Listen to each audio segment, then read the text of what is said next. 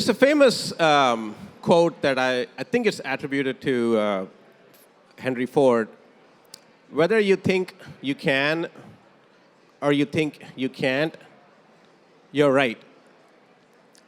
And I think that's essentially what this is about.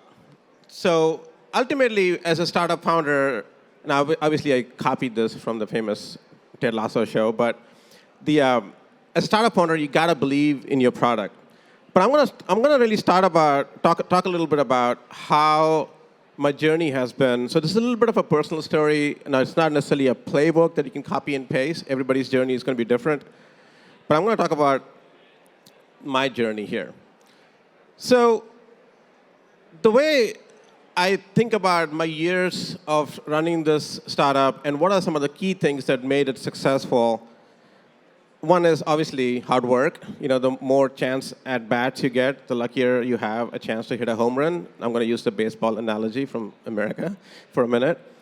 But really, it takes a strong focus on the mission. You got to believe in the why you're doing it, because ultimately, there will be hard days and be easy days, and you got to believe in the why to get through those. A team that can work together. Now, obviously, one of my favorite bands is U2, and I was thinking about how U2 got formed in a high school in Dublin, which is where we are today here. So there were originally 7 members of the band, all from the same high school or related, and 4 of them stuck together and became U2. It's highly unlikely they were the 4 best musicians in the world at that time. Highly unlikely, right, from the same high school. But they became one of the most successful team ever in terms of revenue and growth and music, and I've been following them since I was a teenager. And knowing when to change course. Obviously, we all know the story of Kodak, one of the iconic American brands who did not change course when the writing was on the wall on digital photography. So let's talk about, now, coming back to year one. It was just me and my team. I did over 500, probably more like 600 product demos myself. In fact, I used to tell a joke to my friends that if a dog barked at my door, I would give it a demo. I had 0 net new sales that year, and a painful divorce and loss of capital. Essentially, a disaster of year one. But you keep your head down, and I looked at some of my learnings I was talking about earlier. So year 2, you learn from your mistakes, see what worked, see what didn't work. When you're going through personal pain like I did that year, it makes you double down on what you're actually thinking about, which is work at that point. It was time for a pivot. So what was not working was some of the things we were doing on engagement, which is the name Engagedly came from. We pivoted towards focusing on performance management because that was the feedback we were getting from our customers. So year 2, what did that look like? Month 1 of year 2, we had 4 new accounts.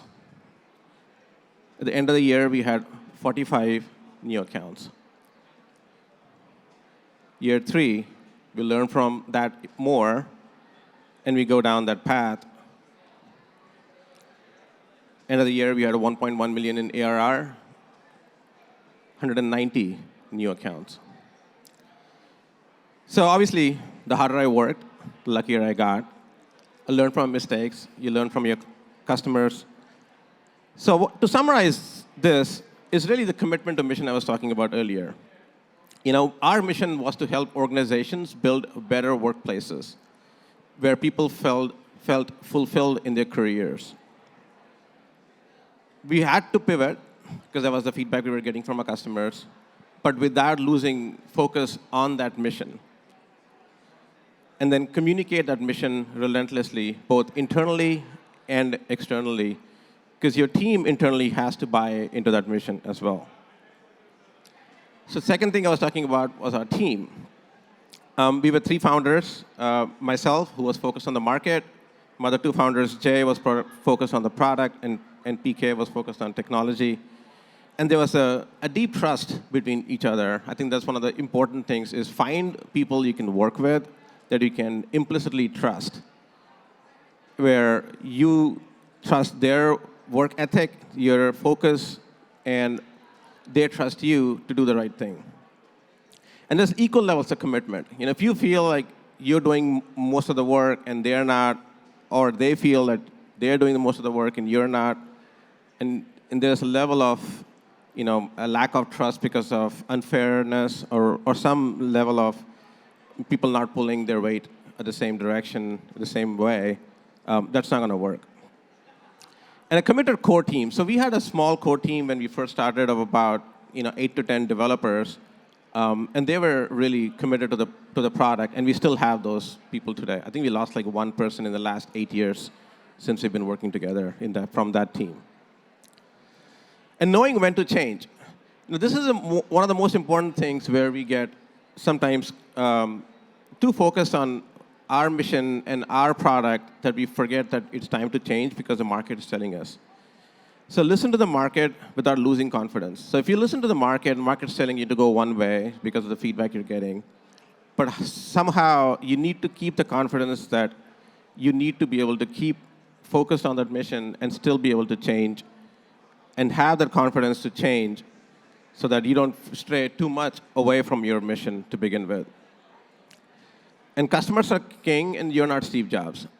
It's another important one where I talk to a lot of founders and friends who think they know the answer. Yeah, Steve Jobs didn't necessarily need to talk to the customers because he was Steve Jobs. And none of us, or at least I am not Steve Jobs, so you better learn to listen to the customer and make changes accordingly. Experiment, experiment, experiment. We did a lot of experiments. We would try new things. And then more than half of them would not succeed. Even now, there's about half the things in our product that did not work well. We had to change, and we had to redo things, and we keep making bets. And then the bets have to be deliverable. What I mean by that is that it needs to be intentional. Because if it is not intentional, you're limping. So either don't make the bet, or if you make the bet, be deliberate about it and go in all the way. This is one of the big ones that I tell a lot of my team members is analysis paralysis can kill your company faster than a bad decision would. So even a bad decision is actually better than indecision when it comes to some other important things you got to do. So there are some big decisions, there are small decisions. The big decisions can be fatal. In those cases, take your time. The small decisions that might be more inconvenience and annoyance, move fast.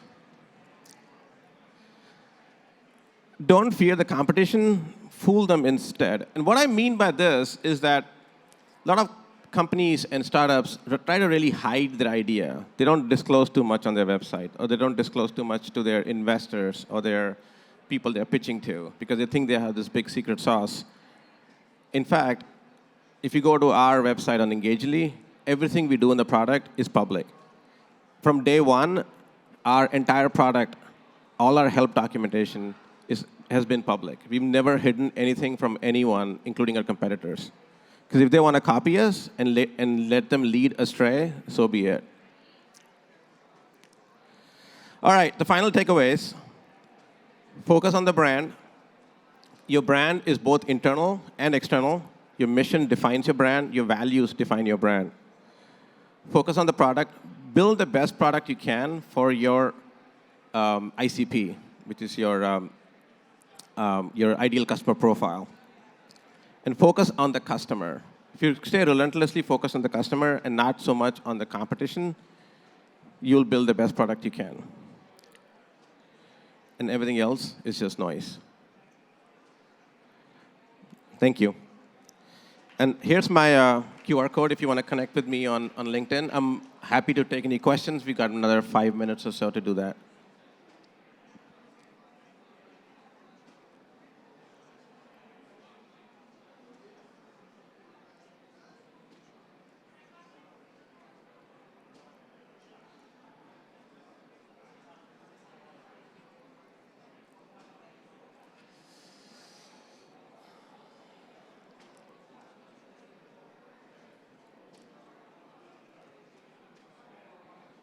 Hey, thank you, Siri, for the presentation.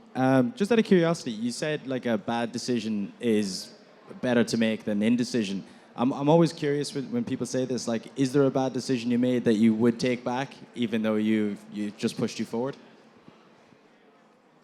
You know, I have made bad decisions typically mostly in the hiring process because sometimes we need to fill a vacancy very quickly, and I have made bad decisions. And one of the advice I got from my mentor, who's a four-time CEO, is that the founders make the mistake of, especially people who are not very experienced in hiring large numbers of people, of hiring fast and firing slow when the process should actually be the opposite: hiring slow and firing fast.